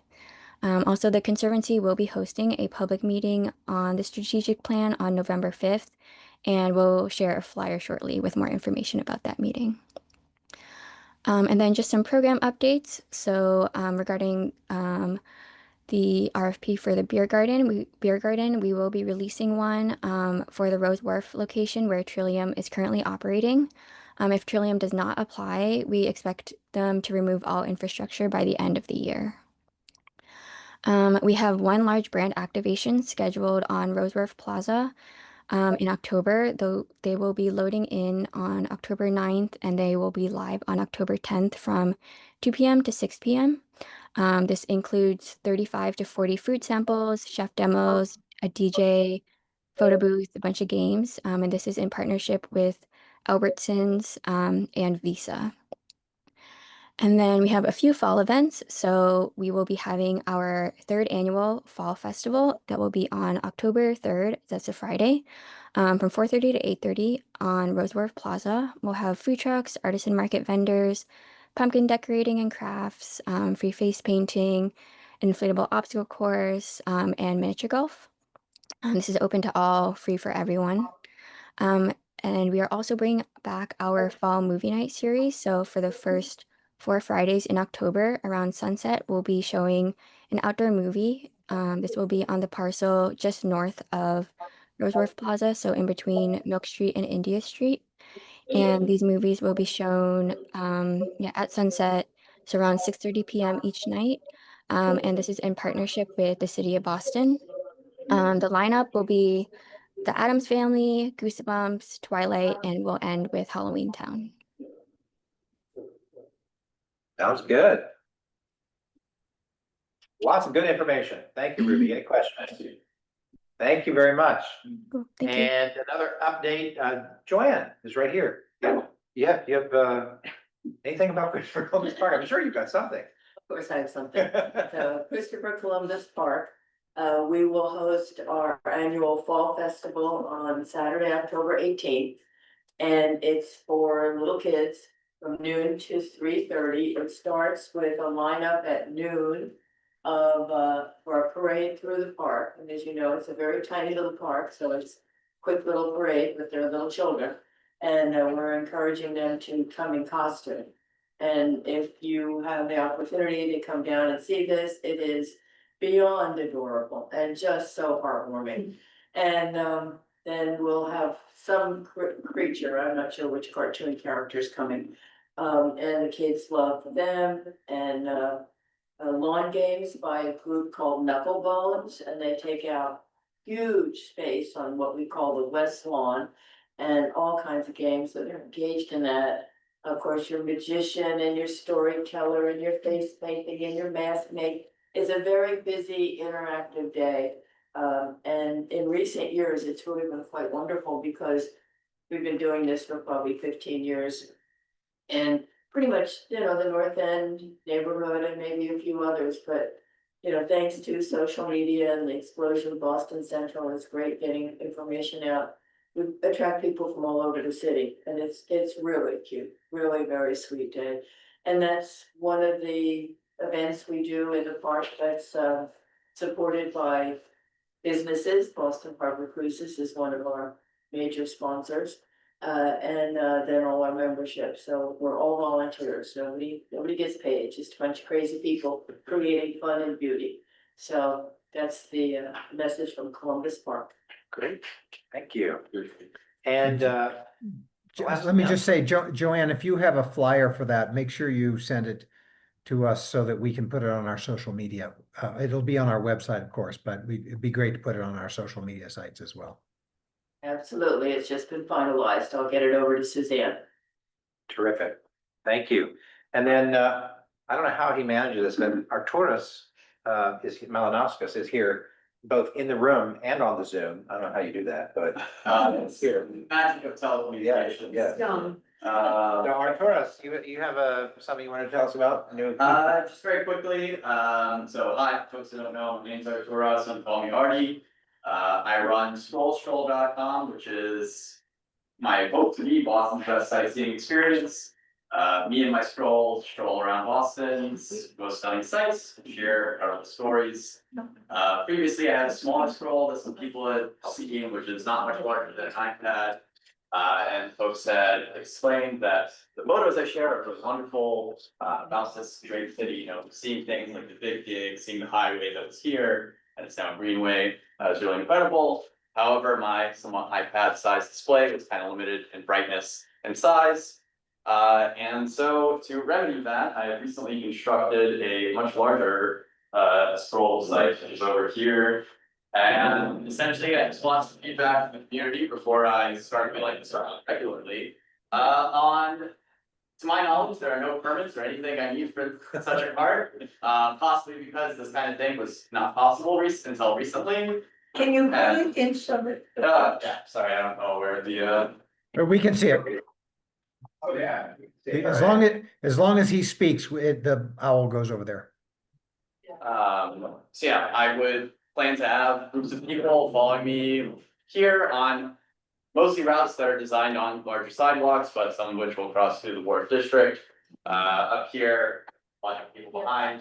I have just an example of some of the transformative imagery which I would be sharing. It's a lot of colorized of old photos overlaid with modern sites. This is the harbor, and we're actually in the Rose Wharf right here. So if you have any feedback for me, I'd really love a message. You can email me at tour@scrollstroll.com, or if you want to get interactive this evening, this is actually a functional whiteboard, and you can write a comment for me. So that's pretty much it. So Arturas, you actually drag this around with you, roll it around? That is my plan, and I live in a 4th floor walk-up, so if anybody wants to help me find a ground floor place to store this, I will forever be your dad as well as my dad. But actually, it's not too bad. It weighs under 100 pounds. We actually have a ground floor space. The Wharf District Council has one. Oh, really? Yes, we could talk about that. Oh, I should send an email. So thank you very much, Mark. That actually will be incredible. And I'm also happy to, if this is ever useful for a meeting, I don't know. Wheel this out, we could have our Zoom on the harbor in good weather, perhaps. So really just, this is a brand new thing. This isn't fully polished yet for actual live tours, but once it is, I'll definitely be sending out an invite for our neighbors. Just appreciate some of the history here. As well as the visuals I've collected. So thanks so much for the time. Thank you, Arturo. Tell everyone about your tours. You got Okay. So yeah, Scroll and Stroll tours, giant scroll, strolling Boston, sharing incredible bright stories, as well as transformative images. a group of us. Yeah, some folks have taken it, so right now I have 2 tour routes, one of which I call Seaport Scores. It's an interactive game show. It's what some folks have taken here. I have a 3D printed model of Boston, of this area, which I can, which is the prize for that game show.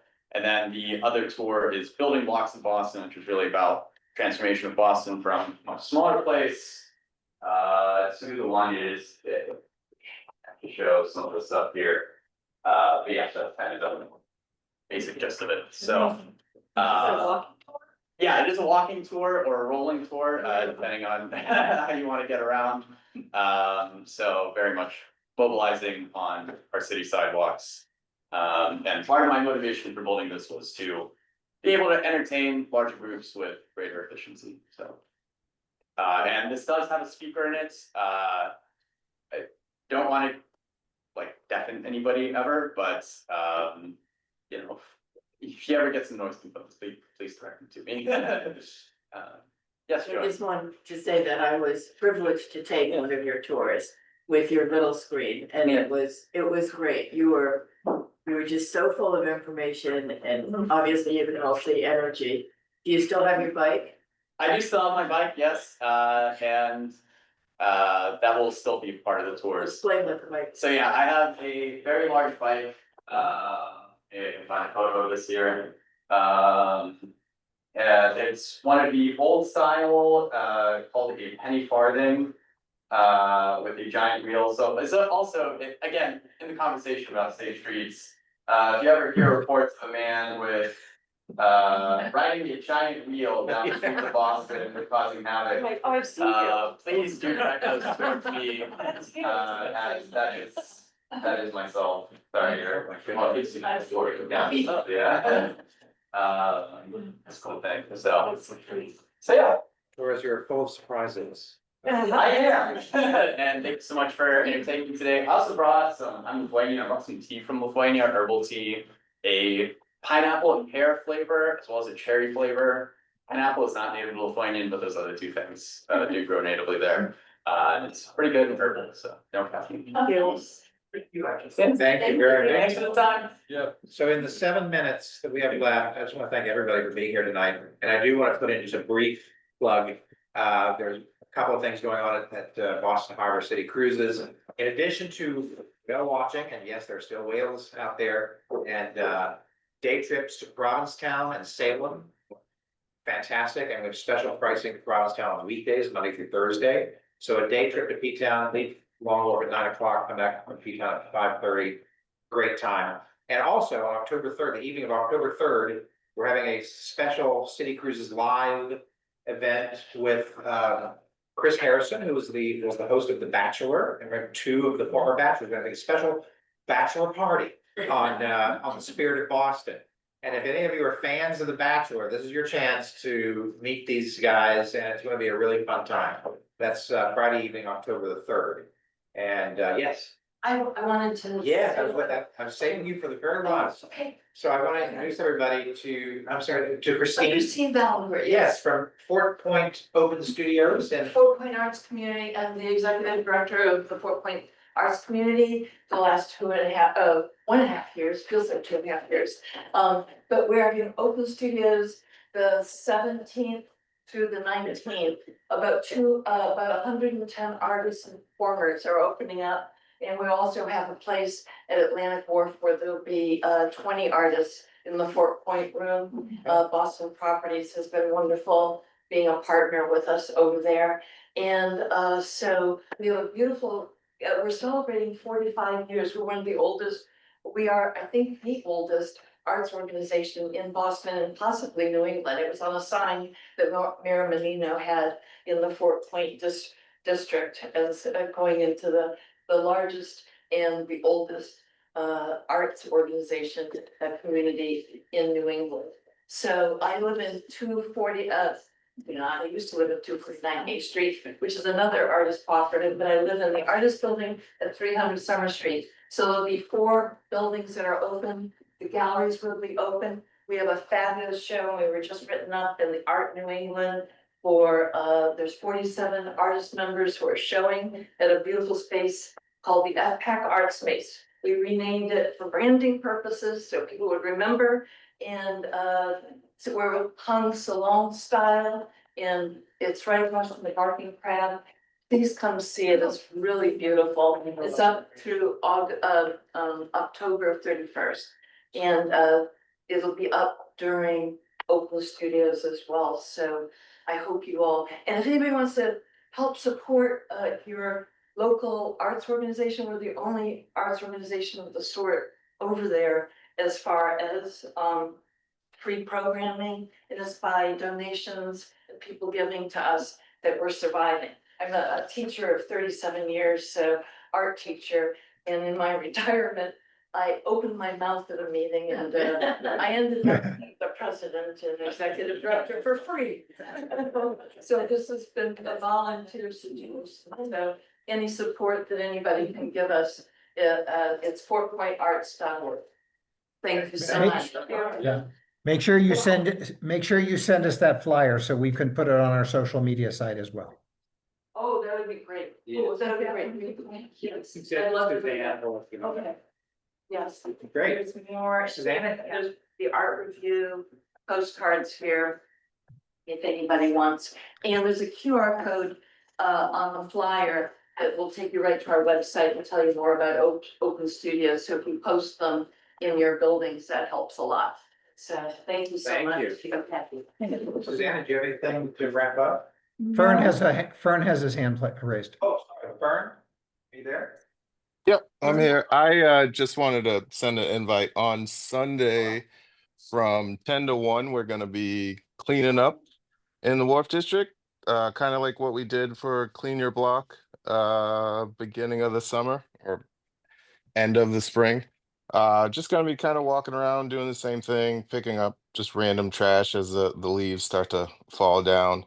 I did also go to downtown Boston to ask about the cigarette butt containers that are on a lot of the poles in the downtown area, and I was told that we're not part of their district, so we can't get those cigarette butt cases. So I don't know who to reach out. I'll gladly go and bug somebody over at City Hall tomorrow when I go into work and ask about it, just because I think it would help a lot, especially with the bars and things that are like that in our area, and the cigarettes to just get thrown into the street. So I'll go see if I can bug the right person tomorrow when I'm down there. But like I said, we'll be there. We'll be at the store from 10 to 1, just kind of walking around picking up trash. So if anybody's interested in helping, we will be there, rain or shine. Yeah, let us know, Fern. We'll definitely support that effort. Appreciate it. Please, let's see. You know? The bid, the downtown bid does, okay. Okay, so that could be a bit of a challenge in our area, Fern. Yeah, I talked to a couple people down there, and they said because we're not considered part of downtown, we can't get those containers. Where I don't see how the city could have an issue with us wanting to put something up to like have less Yeah. litter. So it's just a matter of, I think, bugging the right person, or just Right. maybe asking a question that hasn't been asked yet. It might just be something as simple as that. Sure. Right. Yep, I agree. Excellent. Well, thanks, everybody. What a jam-packed and fun meeting. So thanks, everybody, and Did it on time. Matthew, if I could just say, we've been asked by the Boston Globe to put together some information about the vulnerability of Boston during a major storm. I'm not going to go over that now because we've run out of time, but we are going to post it on our website, and I'll talk about it next time. But there's some pretty interesting new data that will be useful for all of us in conversations going forward about why the climate resilience strategy is so important, not only to the Boston area, but to all of this part of the country. So look for that next time. definitely. Thank you, Mark, and thanks, everybody, for attending. Do we have Good to night. vote? What? Do we have to vote on these letters? No, I don't think tonight. I mean, they weren't asking for them straight away, I don't think. Their meeting is next. Right. Oh. Yeah, I Okay, think, Matthew, I think what we should do is, I'll stop the recording and we should just let people go who need to go, and then we can vote on it. That's what we usually do. Okay, we are going to go into closed session. So those of you who are not voting members, thank you for coming. We're going to have a quick vote for letters of support.